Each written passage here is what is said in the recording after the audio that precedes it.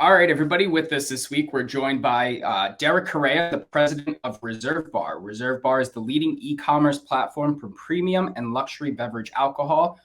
Derek, welcome to the podcast. We're excited to talk about yourself. We'll dive into some Yankee stuff now at the end, and of course, ReserveBar. But first and foremost, how's it going? It's going great. Happy to be here. Thanks for having me on. I love the name. You asked me before we started if I had any questions, and it's like beer, business, and balls. No, I think I'm ready to have a conversation about any. Right, you know exactly what you're getting into here. There's no surprises. It's yeah. I think, is our description still the name explains itself on Spotify? It explains itself, exactly. I mean, doesn't require a lot of thought. Well, the balls part has to have proper context. People might, could misunderstand that one, but I think I know what we're talking about. Well, we are brought to you by Manscaped. No free ads, but they obviously take care of us. So I guess it could be both ways. But sports entertainment is the main aspect. And when we started this, there was no sports to talk about except Korean baseball. So we've come a long way. You started it in the pandemic. Yeah, that was a strange time. And even when sports came back, it was weird. I could never get that whole like fake crowd noise thing and empty stadiums was just so weird for such a long time. Yeah, it's I mean, especially now we're getting into like the playoffs and stuff. The Heat are back in the playoffs, and the last time they were in the bubble at Disney in front of nobody. It was definitely weird to cover, but thankfully we're back. So let's kick things off. Let's kick it off with, obviously, you're on the podcast. We'd love to learn more about yourself. So you're a Binghamton graduate. You jumped around in the world of marketing and products right after you graduated. And, during that time, you accumulated quite the resume before ReserveBar. So director of product marketing at Pizza Hut, VP of product marketing at Burger King, CMO at Renaissance Cruises. But before all of this growth in your professional career, what did you want to do when you were growing up, and what were you hoping to accomplish? Well, I know what I didn't want to do, because when I had 21 jobs by the time I was 21, and all 21 of them pretty much sucked. So I was able to, I always wanted to work, and I always wanted to earn money. And I started working, I think, when I was like 11 or 12, working for my father, who was in the construction and concrete business. So, I learned about that business. And at the time, I didn't think it was so great because he didn't pay me. And he told me, someday you'll thank me that you learned, the value of $1 and all this work. And oh, by the way, you'll learn stuff that will benefit you the rest of your life. And it did. I mean, building houses from the foundation to the roof, was valuable. And he did, not that he didn't pay me, but at the end of every summer, I got something, right? Like one summer, at the end of the summer, I got a boom box. That was my compensation for working all summer. But, during that time, I knew I didn't want to do that. I was in the restaurant business. I was in a lot of different businesses, grocery, etc., manual labor stuff that high school kids get. But during that time, I grew an interest in business and in marketing in particular. So by the time I went to college, I was either going to go to a business school. There was part of me that thought about being a veterinarian, because I was always into animals, and I thought I might do that. And then I was very close to going to Annapolis to fly jets off of aircraft carriers, which I thought would be pretty cool as well. So I was kind of all over the place. I was an entrepreneur as a teenager. A number of those jobs I had were, my own businesses that I started, whether it was mowing lawns or shoveling driveways in the wintertime, or trucking, junk to the dump and doing dump runs for people because I had a truck. So I always had an entrepreneurial, itch to scratch in my life too. So I got to that a little bit later in my career, after working for Fortune 500 companies and different companies like that. Yeah, we were talking before we went on air, and you mentioned you've hopped around geographically too, like Dallas, Miami, in Westchester area now, but Connecticut you spent time in, Boston. What experience out of all these places and companies did you think you learned the most from? I mean, you've done some cool stuff, as we mentioned. You led a new product marketing team at Pizza Hut. You sort of did the same deal with Burger King. What would you say was an experience that you look back on now and say, wow, I learned that at this stop, and that sort of stuck with me here? Yeah, great question. I am one of those people that, I am a lifelong learner. I'm a seeker. I do a lot of things late. I learned to play guitar when I was 37 and joined the band. I started martial arts when I was 48 and trained until I was a black belt, right? Like, so my whole life, I'm always kind of like seeking. So every job I ever had, I really, I only stayed when I thought I was learning, and I learned something everywhere I ever was. Pizza Hut is a PepsiCo company, and then when it was spun off, was a great learning environment. I worked with a number of amazing people, a lot of talent that company acquired, a lot of know-how. They invested in training you in being a marketer and training you to be a leader and how to manage people, how to think strategically. So that was a wonderful place, and that was why I stayed there for so long. I was there almost 7 years, one of the longest stops on my career path. Later on, when I was CEO of Source, which was a marketing services firm, we did everything from events, experiential, digital, to advertising, and PR, and so forth. And that's different. Like, I learned a ton there too, but it wasn't. You learn being a leader and making mistakes, and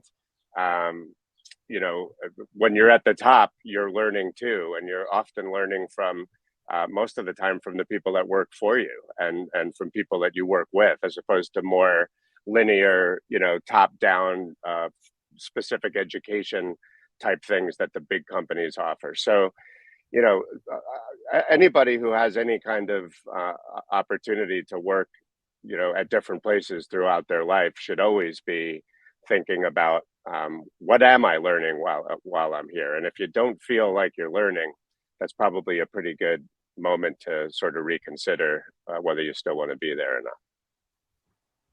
And was there a job experience that, would you say, might have brought you a favorite memory or favorite experience that helped you to get you where you were today? Well, I mean, a lot of my favorite experiences were, colloquial, and the fun that I had working with people who became great friends. At virtually all of my stops, I was privileged to work with people who were smart and competent, but also a lot of fun. And that's really when you work as much as so many of us do. I mean, I was always a 60 to 80 hour a week kind of working person. Those people are who you spend most of your life with, more so than your wife or your children or the rest of your friends. So a lot of my favorite times were, the yucking it up and having a good time together while putting the points on the board, or launching products, or bringing the company success. And I've also been very lucky to have some great mentors. And so, part of learning is sort of like there's systemic learning, there's linear learning, there's learning from osmosis, there's intentionally learning. But a lot of the greatest learning comes from when you're lucky enough to have somebody take you under their wing and have a mentoring type of relationship. And I've had some extraordinary mentors in my life who've gone on to build companies that they've sold for $500 million. A mentor of mine was Frank Del Rio, who is just now retiring as the chairman and CEO of Norwegian Cruise Holdings. So, for sure, a handful of people who played that role in my life were very formative for me. And before you dove into ReserveBar as well, you had a couple more stops along the way. Vela Concepts, according to your LinkedIn, was something that you founded as well. Give us a rundown of that and what the portfolio consists of before we head into your latest journey of ReserveBar.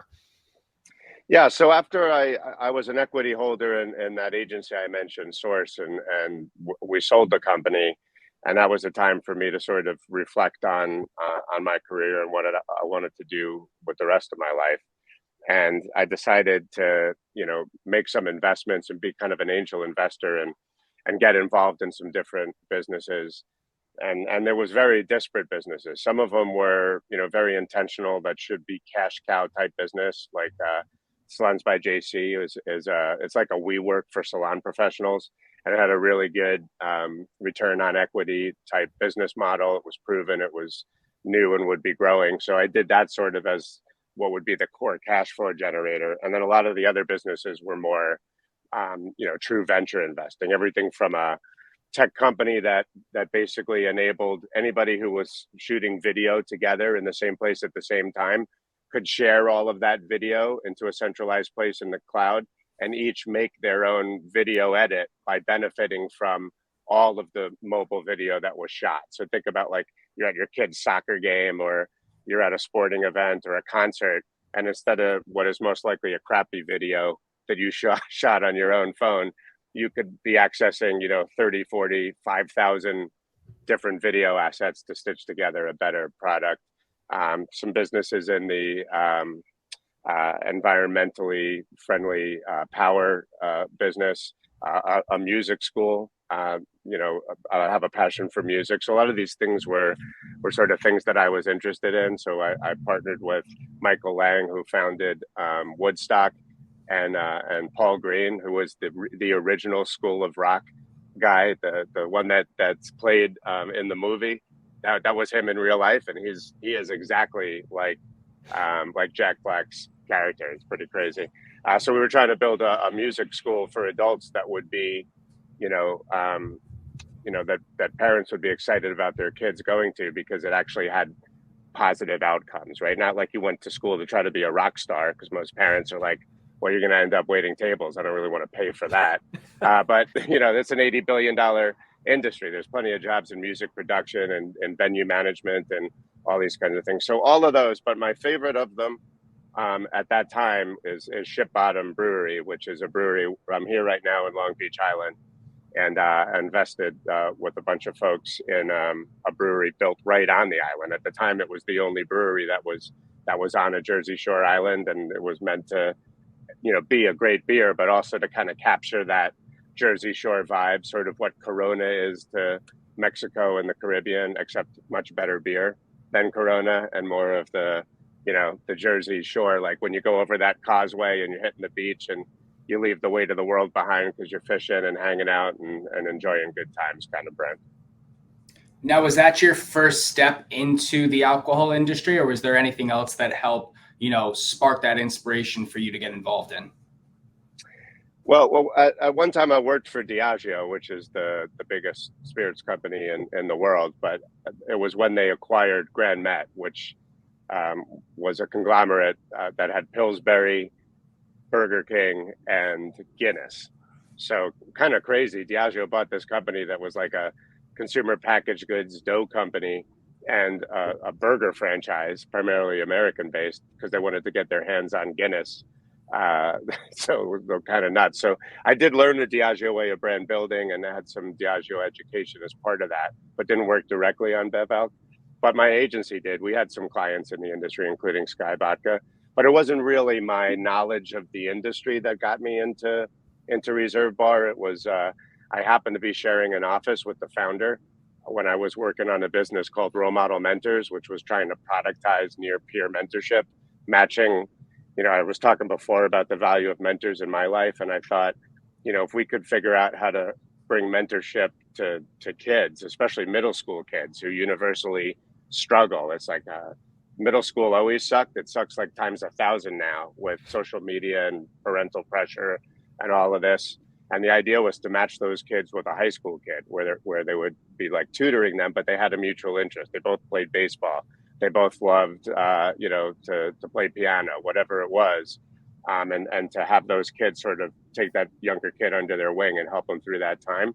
And I was working in an office, and through a mutual friend, the guy that founded ReserveBar, and he had some extra space, and his daughters were mentors in the program. And we were a FOPSI, a for-profit social enterprise. So he's like, why don't you just use some extra space in my office? Because I love what you're doing. I think it's a great mission. And so since I wasn't paying rent, I was there every night late as an entrepreneur, and so was he. So I sort of just gave him all the free advice that I could, quid pro quo for not having a rent bill every month. And then, ultimately, one day he's like, I could really use your help on this ReserveBar business. Why don't you come over and help me run it? It's a great segue to ReserveBar and your involvement and what ReserveBar is and where it's going. So relatively recent, a business that's under 10 years old. Give us the e-pitch of what ReserveBar is all about, and what are the problems that you're solving now?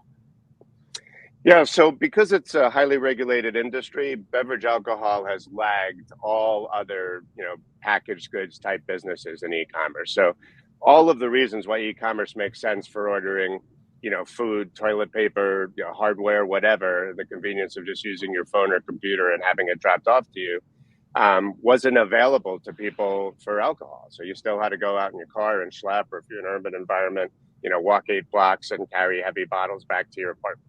So, we cracked the nut on that regulatory friction to enable it by routing the orders to the licensed retailers. So we don't actually sell anybody a bottle of alcohol. We have no inventory. We're really a technology company, and what we do is we curate the best spirits, wine, and champagne in the world.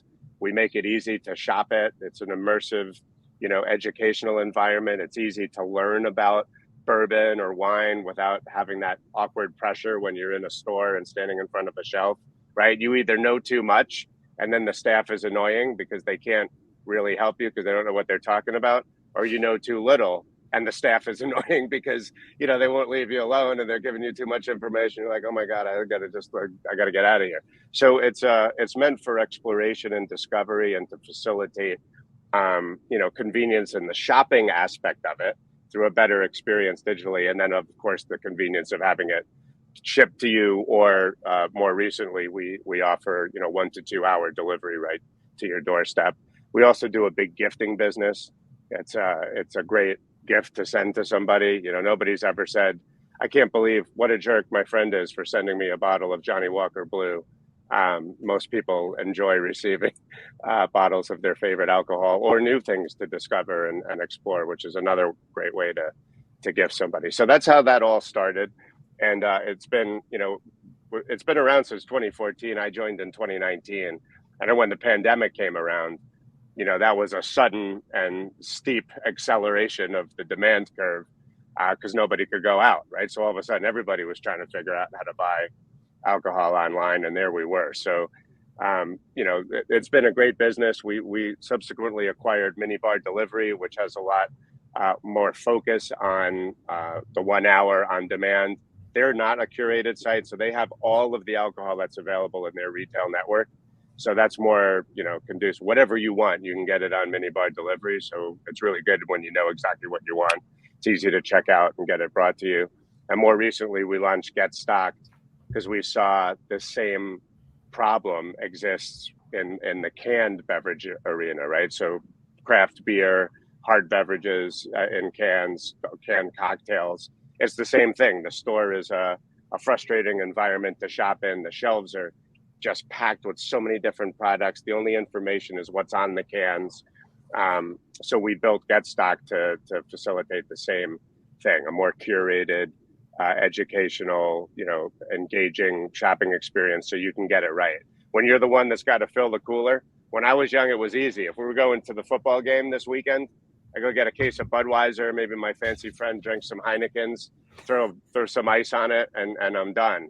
Now it's like, Billy likes some kind of old fashioned in a can. I think Susan drinks Cosmopolitans. Jack is an IPA guy, but he doesn't like the ones that I know. Which one do I get? And it can be overwhelming. So we're solving for that challenge.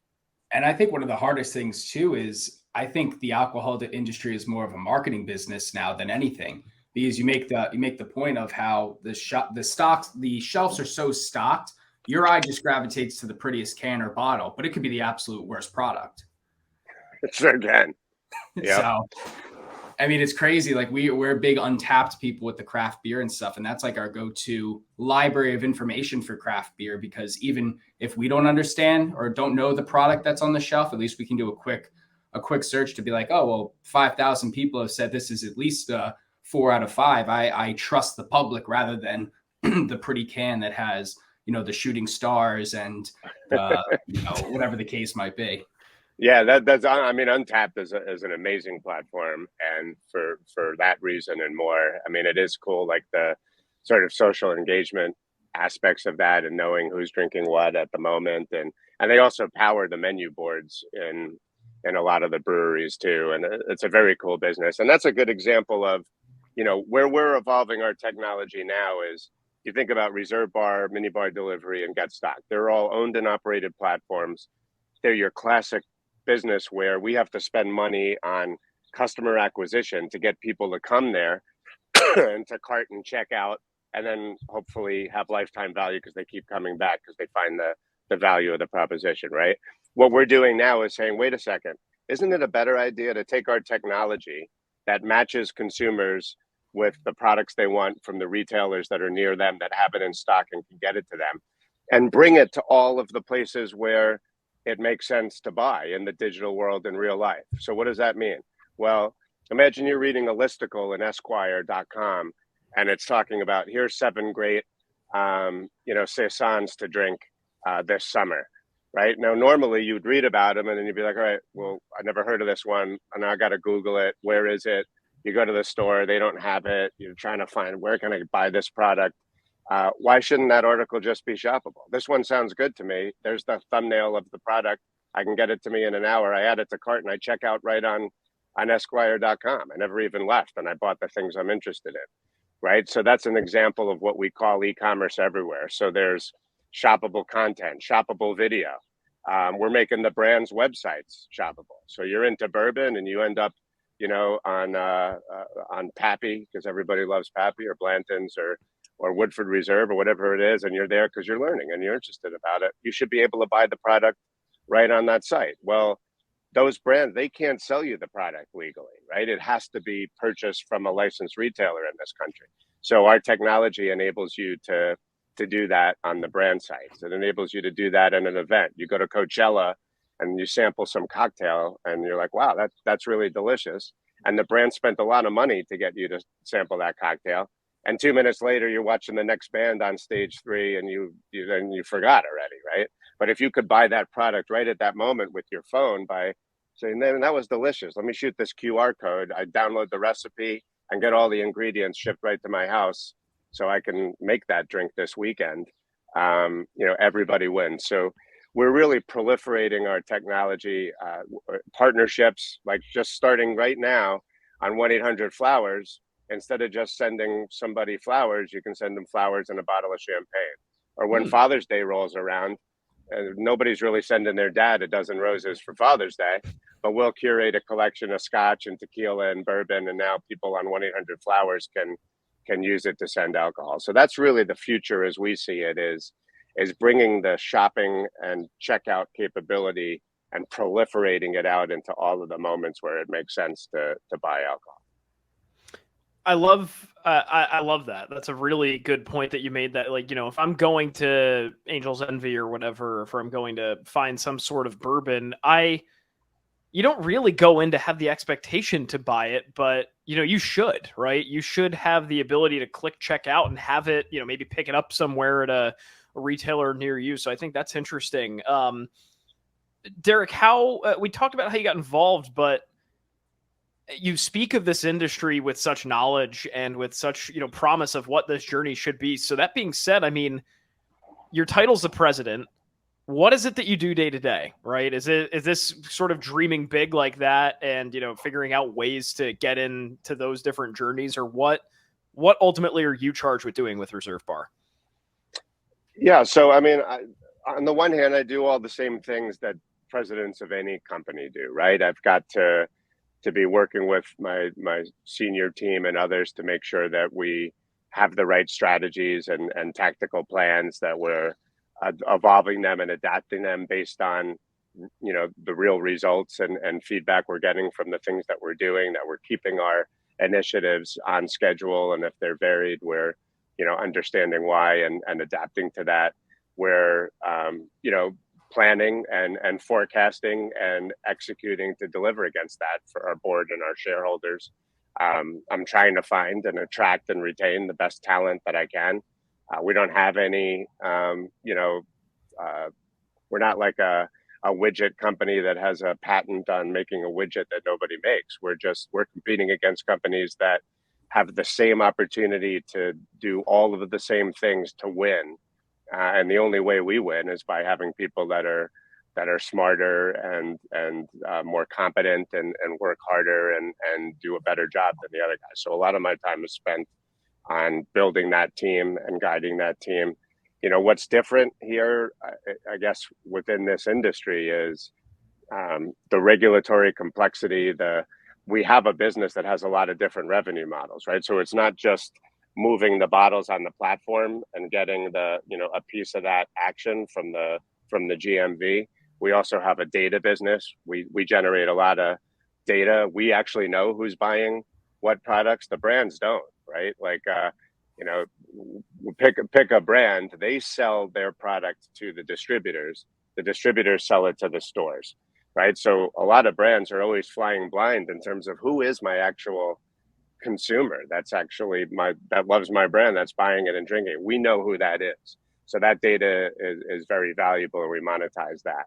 We are a media company. Our platforms have millions of visits a month, and we actually have ad space and touts and marquees and digital shelf space, if you will, that the brands, they want their brands to be there in that last mile when somebody's imminently about to purchase, right? It's better to have an ad for a scotch at a moment when somebody's shopping scotch than having it on the Nuggets versus Miami game, because we think a lot of those people drink scotch, right? Like it's just, there's no comparison between the efficiency of that media unit. So we have a whole advertising business. We have this API technology business I was talking about. I spend a lot of my time evangelizing that out on the road, meeting with companies, helping them understand, hey, you might not have even known this, but you could partner with us and add beverage alcohol to your business and generate incremental business. So it's a combination of, operations, finance, planning, selling, marketing. I do a little bit of everything, and that's why I love it so much.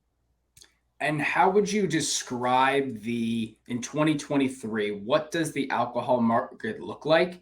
And, you talk about what you say, what the consumers want, but, with so many options and so many different, new form waves of alcohol now, now we have the ready to go cocktails, the cocktails in the can, the pre-made old fashions in the bottles. What are consumers eyeing for, and how have you capitalized on the people heading to your site to buy it online rather than going in the store? Yeah, so that's one of the great things about having a digital business is, just during the time that we were having this call, thousands of people came. There was tens of thousands of clicks happening on our site and on all of our technology forward deployed cart and checkout technologies. And so the information is just constantly coming in. So we were talking about learning at the beginning of this conversation, right? There's a learning aspect to optimizing businesses, e-commerce businesses, that it's really an amazing thing, the amount of information that's coming in. So we're always, dynamically adapting to what do people want. There's the mega trends, right? Like tequila is hot, bourbon is hot, scotch is hot, finishing, brown spirits being finished in interesting casks like Madeira barrels, port wine barrels or sherry barrels, right? Like I could tell you about all of those macro trends. Certainly RTDs and canned cocktails is very hot. Craft beers making a little bit of a renaissance. Everybody keeps thinking gin is coming back, and it's sort of like keeps trying to come back a little bit. So all that stuff is happening, but at the same time, there's all of like this perpetual micro stuff, like what's happening today, because there's the start of the NBA finals. Stuff is going to be a little bit different today for the person who's provisioning to have some friends over tonight and watch that game. So a lot of what we manage is sort of the, understanding occasions, understanding segments and how different people operate. Some people use our platform and they just think it's the greatest place to gift. And that's really all the business we get from them. They're going to come to us when they got to send a gift to somebody. That we have a big business around the holidays as a result of that. Some people are just bourbon lovers and they come to our site all the time, and the only place they ever visit is the bourbon, and the only thing they ever buy is bourbon, right? So how do we really understand that consumer and that dynamic? And as an example, we found so much interest there at the higher end and people who are enthusiasts that we started our own barrel selection program. We call it Top Flight. So we go to actual rick houses and taste individual barrels at some of the best bourbon producers in the country. And we pick the barrel that we think is the single best barrel, and they bottle it off for us. And it's available only to our customers. And so sometimes we'll put one of those on the site, and we'll send an SMS to the segment of our consumers that are interested in that. And we'll sell out 220 bottles in hours. Because, you know, that's pretty cool, right? You're getting one of only 200, 210, 220 bottles that are from that cask. There'll never be that bottling again. It's one of one cask. So, you know, there's so many different ways. It's such an exciting business. It's a business of passion and enthusiasm. People really, you know, their beverage of choice matters to them a lot. And a lot of people work in businesses where, you know, they're trying to get that engagement, but, you know, it's just hard to make people passionate about kitchen cleaning products. You know, it's just it's a different ball game than alcohol beverages. And I know we've mentioned this already, but I want to go back to this e-commerce everywhere strategy, right? You know, about that customer journey, right? So it's always, you know, the philosophy clearly around the consumer, how to build the right tech stack and infrastructure to enable consumers to purchase their favorite alcohol legally and in compliance with most statutes and things like that.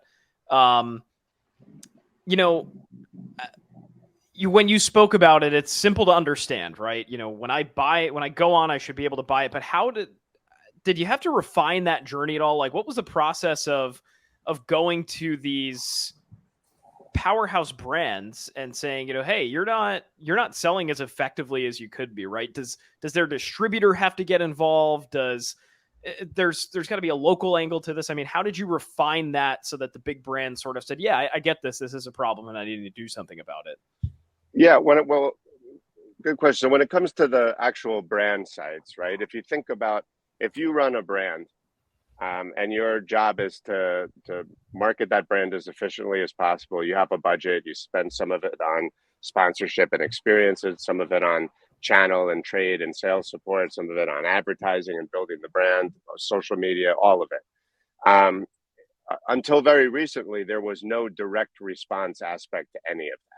All of the call to action of that was basically, you know, whatever it said about the brand, it was just, hey, go out and go find it and buy it wherever you go. You go to a grocery store, go to a specialty store, go to your favorite bar and ask for it from the bartender. But there was nothing known relative to what the outcomes of that ad spend were, right? Other than looking at your overall volume and your share and sort of these very high level kind of metrics for those businesses. When we go and tell a brand, you know, if you install our technology on your site, and we built all of our technology to be scalable and usable, and no matter how somebody wants to create that shopping journey, where they want to put it, how they want to manage it, it all flexes into however brands want to use it, their brand, you know, fonts and colors and tonality and user imagery and whatever it is, it flexes into that. And so the proposition is, if you put our technology on your site, now you can direct all of your marketing back to your own site where somebody can transact and actually buy your product. You can get PII and actually know who your customer is. And then you can have a relationship with them, and you can market to them, and you can survey them, and you can reward them and thank them for doing business with you. You can model them and go easily find lookalike customers that'll be efficient. You can do what we call low funnel tactics like retargeting, and take people who looked at something and left your site and market to them wherever they go in the digital world to be like, hey, come back and buy this. Here's another $10 off to do that, right? And convert that. So, and then you can optimize your media. Now you can run 20 ad units digitally. And before you were figuring out the best ones based on clicks or engagement. Now you can run 20 ad units and say unit number 11 sold 200 bottles. The next best performing ad sold 7. Change all of the ad campaign to unit 11, right? Like, think about the marketing efficiency benefits of this. So it's a relatively easy sell once marketers and brand owners understand what it unleashes for them from a marketing and business performance perspective. And in terms of, you mentioned before the acquisition and growth that you've, helped lead with ReserveBar, MiniBar, the MiniBar Delivery, and as well as Get Stock. How have you infiltrated the market that's already so, has the alcohol market is kind of perceived as like very old school. There's not much change that has recently go on. People just still think, a magazine advertisement of a bottle will attract people to go buy that bottle. But how have you, inquired and implemented these new tactics to help improve the whole model that you're working with ReserveBar? Yeah. So, there, a lot of it is the same. You're not wrong. I mean, brands are launched and built in many ways the same as they've been for 50 years.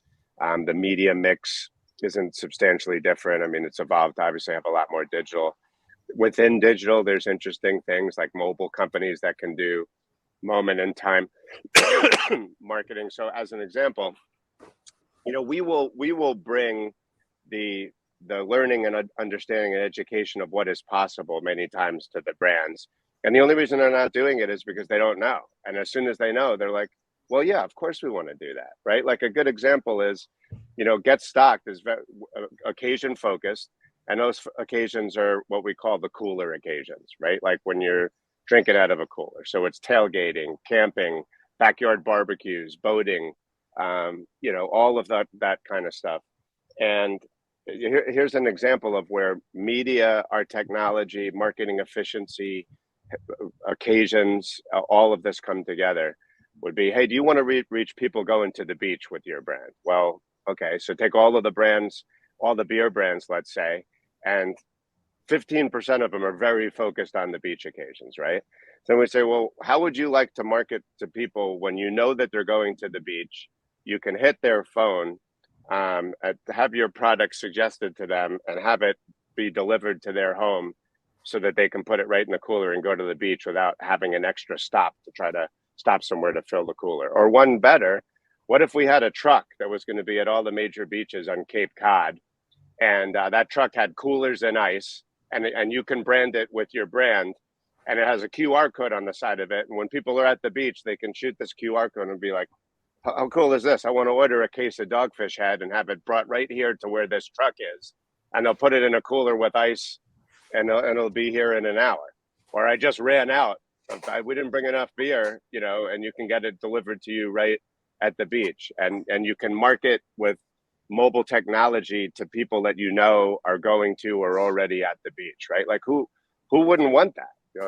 Of course you want that, so we're bringing all of these things together. We're creating new opportunities with technology. So think about the money that brands spend to be in stadiums, right? Like there's a Jim Beam lounge at Yankee Stadium.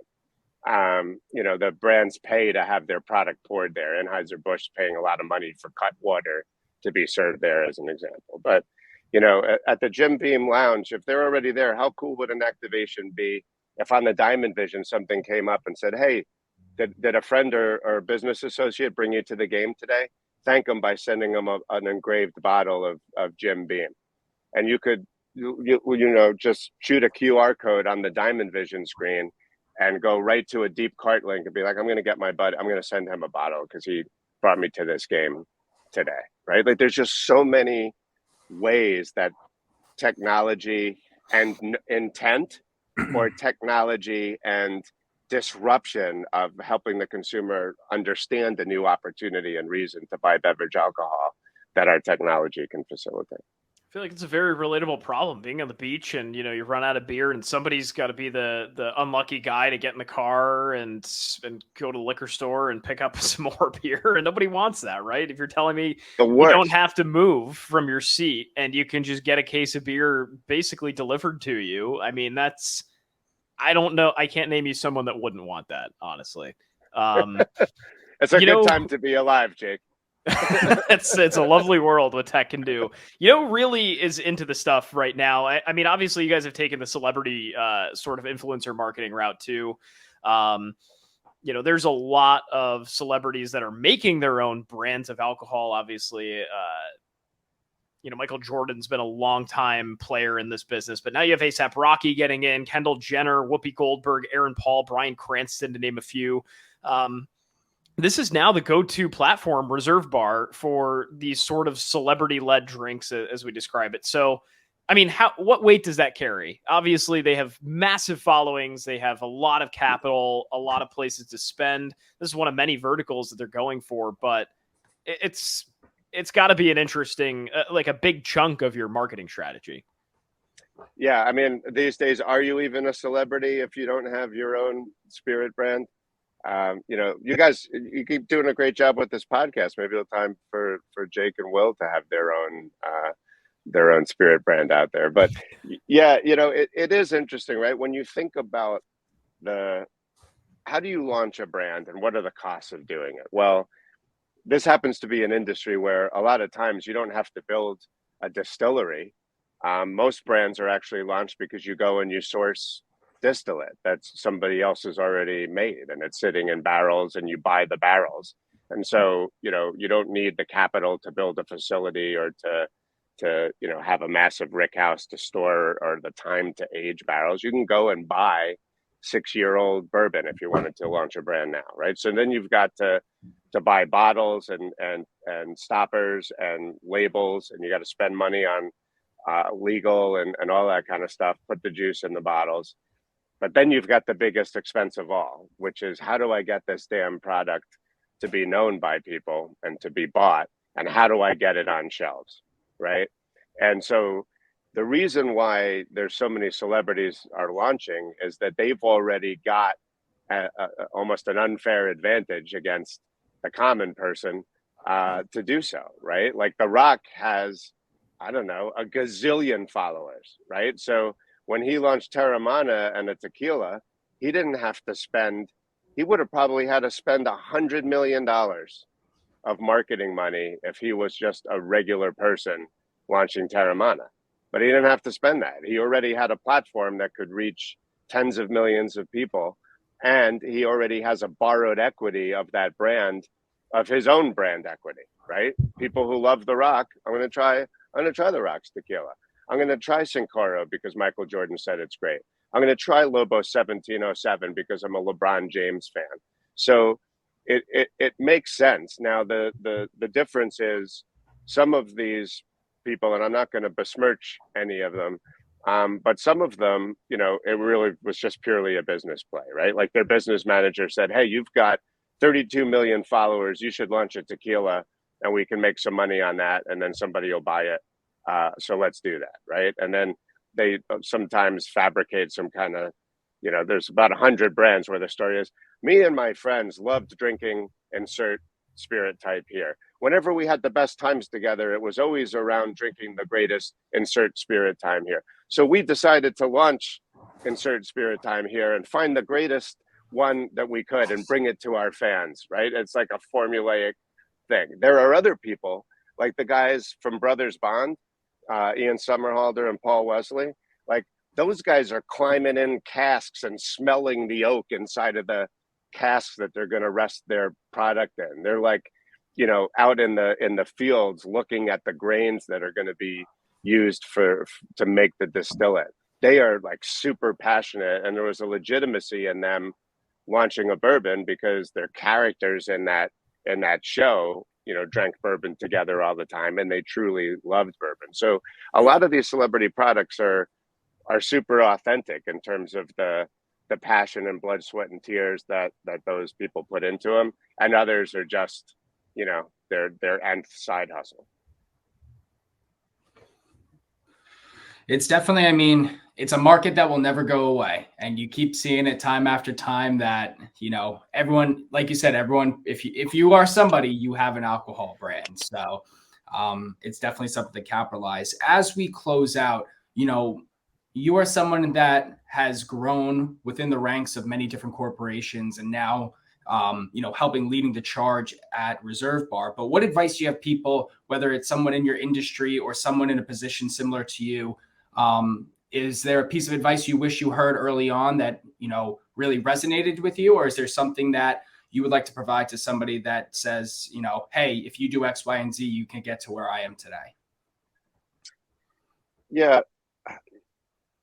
Whenever I get asked this question, I'm sorry, there's always like a recency effect. So I don't have like like the go-to that's the answer to this question, because at different times in my life, and literally like different days, I think about it differently. And what I would say to you today is, I have three kids who are between the ages of 18 and 24. I coached a lot of youth sports teams over the years, something like 45 teams across boys and girls lacrosse, baseball, soccer, basketball. And I know a lot of kids in that age. And I mentioned the role model mentors business earlier too, and trying to help young adults sort of self-actualize. And what I see a lot today is a lot of anxiety, a lot of depression, a lot of people who are in their 20s, who the 20s should be one of the best times of our lives. And I see so many of them who have put upon themselves, or from their parents, or from the world, from their social media presence and the curated lives of all of their friends that they see on whatever these things are that are happening. There's so many people who are putting outsized pressure on themselves at a young age to get the most awesome internship, to get the greatest first job, to have the most awesome thing at when you're 20 or 25 or 30. And I wish people didn't think of it that way. I told you I had 21 jobs before I was 21. In my 20s, I had a lot of different jobs, and when I failed, I didn't feel good about it, and nobody ever does. But I wish people would think more of your 20s as a time to fail. You should embrace. You should be trying all kinds of different things, and you should stop doing things that you don't like and do more of the things that you like. And don't be afraid to try things and fail or not like them, and put yourself out there and make yourself vulnerable, and don't put too high expectations on yourself, and make sure you're having a good time. There'll be plenty of time for pressure and worrying about things and all of that kind of stuff. But early on in people's careers, they shouldn't be looking sideways and comparing themselves to people. And my friend is making more money or has a higher level title, or, am I not where I should be based on the education that I have? Just show up, put whatever you're doing, put yourself into it. And if you love it, it'll, your trajectory will happen. And if you don't, do something else. It's great advice. It's very relatable. Thanks, Derek. That was a great way to close things out. We can't let you go without talking about the Yankees real quick. So Giancarlo Stanton's coming back. So is, I guess, Josh Donaldson. But what's your perception of this team so far? A lot of people were worried. I mean, they got hot the last month. I think they were like a 700 winning percentage or something. There was a little bit of a rough patch there in the second half of April. The injury bugs got them again. They seem to be, I don't know who their athletic trainer is or what's happening there, but they seem to be like the most injured team in all of sports. But the good news is, like, we have a problem this week, right? Like, we have three players coming off of the IL. And, I think, Willie Calhoun's probably getting sent down because he's one dimensional. I mean, and he's been playing well. He's been hitting, but he's a DH, right? So he's a guy and he has more options. So, he's got to go back down. But it's a little bit of a problem, right? So that's the proverbial good problem to have. Who are we sending down to make room for? Clearly, Giancarlo has to come back on the team. Unfortunately, Josh does too, primarily because of his contract. I mean, God bless the Yankees. They waived Aaron Hicks, and that cost them a lot of money. And that was an admission of a mistake. And I liked Aaron. I mean, I think that guy tried as hard as he could. He just couldn't do it anymore. And they were right to bounce him. But I'm feeling confident about this team. I mean, they're fun to watch. We're witnessing, this is like a Willie Mays, Mickey Mantle, Barry, but like Aaron Judge and Shohei Ohtani, this competition for for MVP, to me, is one of the greatest that baseball has seen in a long time. I mean, there's never been a two-way player like Shohei since friggin' Babe Ruth. And Aaron Judge is, I mean, he's missed 10 games and he's got, 18 home runs already? Is that like, I really am. I'm enjoying the Yankees. Their pitching staff has been better than what I expected. Their hitting's been worse. But when you watch them, like, they look like they can hit. And sometimes they do, right? They scored over 10 runs a couple games in a row with half their best players not even on. The Rizzo was out and stand out. So I'm bullish. I bet him to win the World Series. I like I like making one bet at the beginning of the season. That's the win it all bet. So I've got action the whole season. So I've got them to win both the American League and the World Series championship, and I'm still feeling good about it. How about you guys? Yeah, I mean, what this team would have been without Aaron Judge is a nightmare I'm glad we never had to witness, because I could not imagine this conversation on June 1st if Aaron Judge was not on this team, where the Yankees would be. I don't think it would be very good. Yeah, I remember that day here, like, because there was like, remember, it was like 5 days in a row was supposed to be the day that they were going to say that he was signed or not. And it was like dragging on. I was sort of like, I was getting worried. And when it finally came out that they signed him, it's not even just his stats and his performance. And then they made him captain, not just because of that. I mean, that would be reason alone to make the guy the captain, right? But he really is a captain. I mean, when you see him in the dugout, when you see the way he pulls, younger players and rookies aside and, pats them on the back and puts his arm around them and you can see him talking. You don't know what he's saying because all these guys are always covered in their mouths because somebody's lip reading or whatever. But he really seems like he's worth his salary just from a leadership and presence. He's a lot like Jeter, right? I mean, he's like he's an earnest, like, down home good guy. He's not out like clubbing at 3 a.m. He's not posting stupid shit on social media. He's worth every penny the Yankees are paying him, and I'm super glad he's there. And what leadership the other day too, when everybody was accusing him of cheating, right? When he was looking into the dugout, he had a very clear and concise answer because, very simply put, it was the truth. He was calling guys out for running their mouths, to the umpire when they were up by 6 runs. So that's something that, he didn't have to say that, right? If it was Alex Rodriguez, he probably would have joined in the chirping, right? But you never know. But that's the kind of guy that, like, this team was, I don't want to say missing because he's been there, but now that he has that role, I mean, you can see it just like he stepped right into it. Yeah. And I mean, he got hurt, right? But you can tell also, like, and I wasn't worried about this with Aaron, but sometimes when the guy gets to that point, whether, they're still young, they're still between 25 and 30 when they sign that mega deal, right? They're past their rookie contract. They're putting numbers up. They're a valuable player, and they sign that $300, $400, $500 million deal. And sometimes you just see, like, the next day, it's not the same guy. Like, all of a sudden, it's the guy that's got, he just went out yesterday, bought a Ferrari, a new house in the Amalfi Coast, another one in Scottsdale, and is partying and spending his money, and just all of a sudden the work isn't there anymore. And I was never worried about that with him, but man, the guy's, he works just as hard since this contract was signed than he did before, and that's a great thing. Hopefully it ends with the World Series for him. That's all that Yes. matters. Well, multiple and under his contract and Garrett Cole, and hopefully Stanton adds one to that mix too. So a lot to look forward to and a lot of moves to be made. Hopefully they get a left fielder. That'd be nice, as Cashman once promised. Yes. Hey, I will. You know what? I gave. He's been better. He's been better. He's been a valuable bench depth piece, and he's not a starting shortstop, so we'll take it. But I can deal with the rotation they have when Bader's healthy and he's in center and Judge is in right.